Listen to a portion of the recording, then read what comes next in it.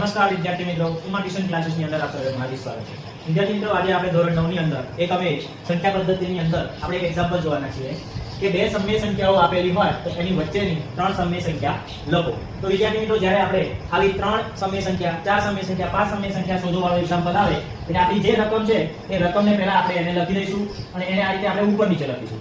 ત્યારબાદ એના પછીનું સ્ટેપ તો કે આ બંને જે રકમ છે એ બંનેના છેદ આપણે પહેલા કેવા કરીશું? સમાન કરીશું. હવે આ બંનેના છેદ સમાન નથી તો છેદને સમાન કરવા માટે આપણે શું કરવું પડશે? તો કે ઉપરની જે રકમનો છેદ છે 5 એ નીચેની રકમ સાથે ગુણીશું, નીચેની રકમનો જે છેદ છે એ ઉપરની રકમ સાથે ગુણાકાર કરીશું. તો આપણને શું મળે છે? ગુણાકાર કરો તો 3 * 8 = 24, 8 × 5 = 40, 7 × 5 = 35, 8 × હવે બંનેનો છેદ સમાન થઈ ગયો. અહીંયા 24 છે, અહીંયા 35 છે. વિચારો 24 અને 35 ની વચ્ચે ત્રણ સંખ્યાઓ આવશે?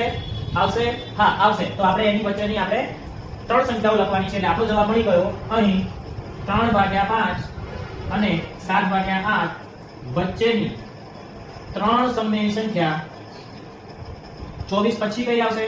25/40, 26/40, 27/40 છે.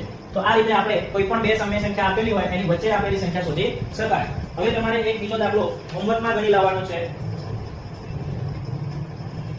1/6 અને 1/5 વચ્ચેની ચાર સમય સંખ્યા લખો. આ દાખલો તમારે જાતે ગણવાનો રહેશે.